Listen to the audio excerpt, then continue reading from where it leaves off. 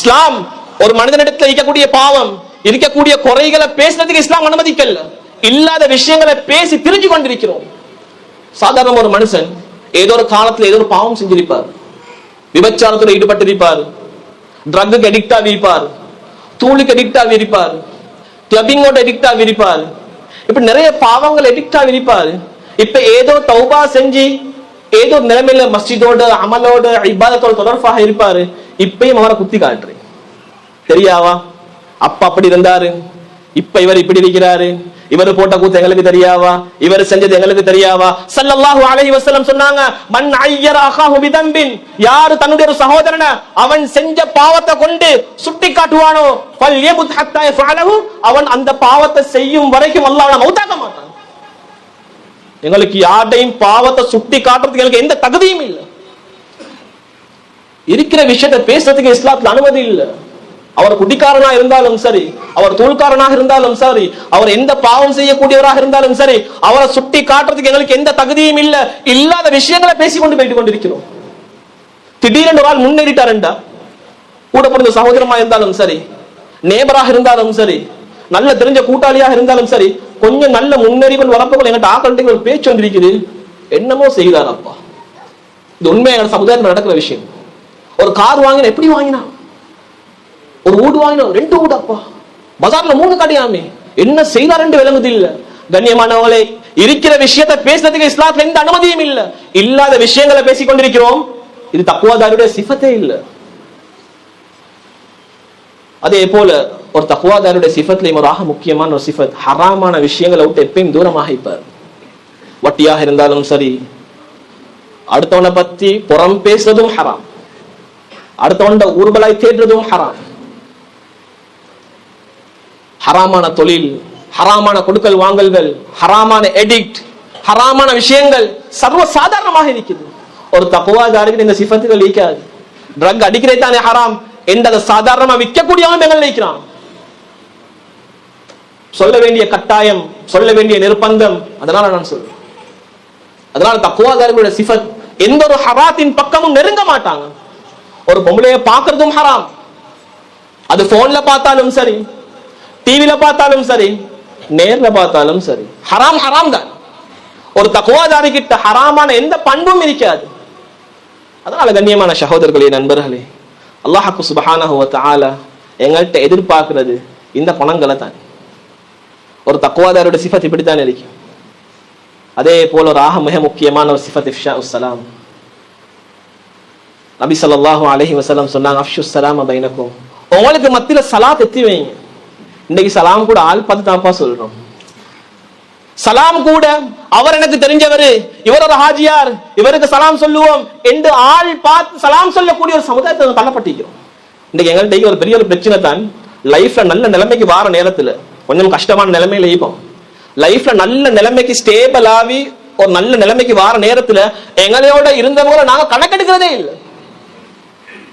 அவர் ஒரு பிசினஸ்ல நல்ல நிலைமைக்கு வந்துட்டாரு, வெல் செட்டில்ட் ஆகிட்டாரு, நல்ல ஸ்டேபிளாக இருக்கிறாரு, ஒரு வெஹிக்கல் ஒன்று இருக்குது, நல்ல பிசினஸ் ஒன்று பண்ணி கொண்டு இருக்கிறாரு, நல்ல ரேஞ்சில் இருக்கிறாருண்டா, அவர் நல்ல ரேஞ்சுக்கு வாரத்துக்கு முன்னுக்கு யார் யாரோட எல்லாம் பேசி பழகினாரோ அவர் அந்த நிலைமைக்கு வந்ததுக்கு அப்புறம் அந்த மனசுல கணக்கெடுக்கிறதே இல்லை.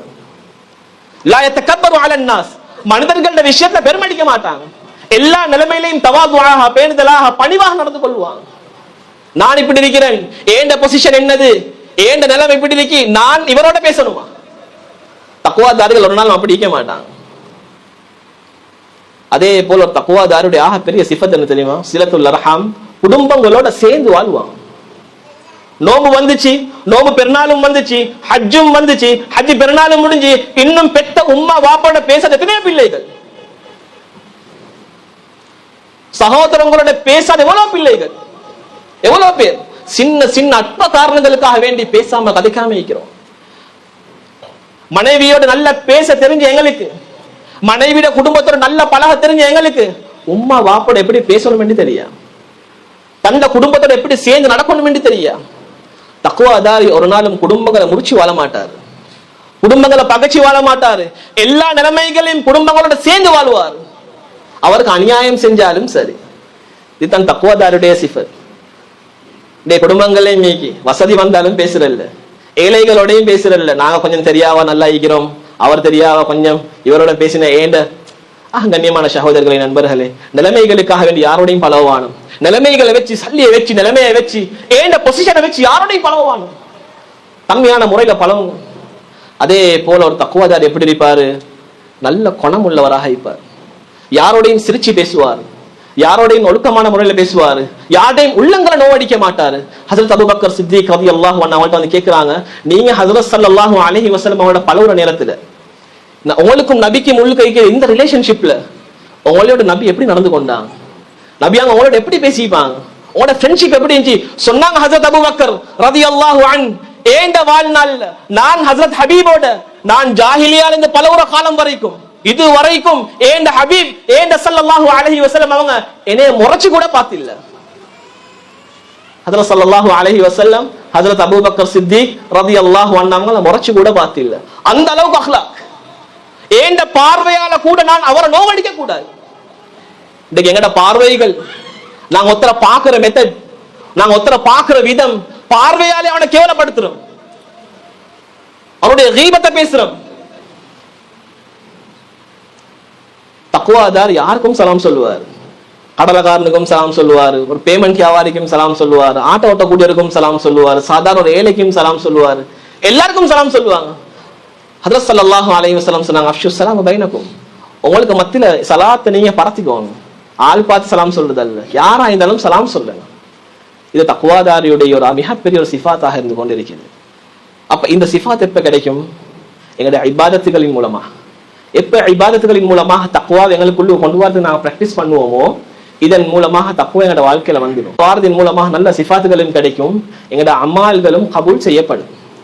அதனால கண்ணியமான சகோதரர்களே, நண்பர்களே, தக்வா உள்ளவர்களாக, தக்வா அடைந்து கொண்டவர்களாக, தக்வாவின் மூலம் எங்களுடைய அமால்கள் இபாதத்துகளை பொருந்தி கொள்ளக்கூடிய அமால்களாக அல்லாஹ் என்னுடைய அமால்கள் எல்லாம் பொருந்தி கொள்வானா. யாழ்லா என்னுடைய பாவங்களை மன்னிச்சிரு யா அல்லாஹ். யாழ்லா அதிகமான பாவங்கள் செய்கிறோம் யா அல்லாஹ், பாவங்களுக்கு மத்தியில வாழ்ந்து கொண்டிருக்கிறோம் யா அல்லாஹ். யாழ்லா செஞ்சு கொண்டிருக்கக்கூடிய யாழ் அனைத்து பாவங்களையும் மன்னிச்சிரு யா அல்லாஹ். யாழ்லா நீ எதிர்பார்க்கக்கூடிய உண்மையான தக்வாதாரிகளாக எங்களை ஆக்கி ரப்பே.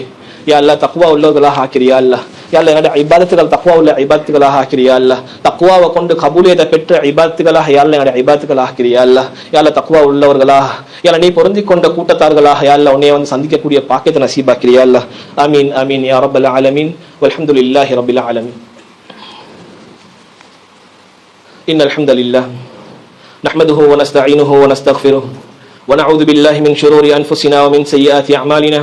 من يهده الله فلا مضل له ومن يضلل فلا هادي له واشهد ان لا اله الا الله وحده لا شريك له ونشهد ان محمدا عبده ورسوله صلى الله على محمد صلى الله عليه وسلم صلى الله على محمد صلى الله عليه وسلم. اما بعد فيا ايها الناس اوصيكم ونفسي اولا بتقوى الله ان الله مع الذين اتقوا والذين هم محسنون. فقد قال الله تعالى في القرآن الكريم بسم الله الرحمن الرحيم يا أيها الذين آمنوا اتقوا الله حق تقاته ولا تموتن إلا وأنتم مسلمون. صدق الله العظيم. وقال النبي صلى الله عليه وسلم اتق الله حيثما كنت وأتبع السيئة الحسنة تمحها وخالق الناس بخلق حسن أو كما قال صلى الله عليه وسلم. بارك الله لنا ولكم بالقرآن العظيم ونفعنا وإياكم بالآيات والذكر الحكيم. أقول قولي هذا وأستغفر الله لي ولكم ولسائر المسلمين من كل ذنب فاستغفروه إنه هو الغفور الرحيم.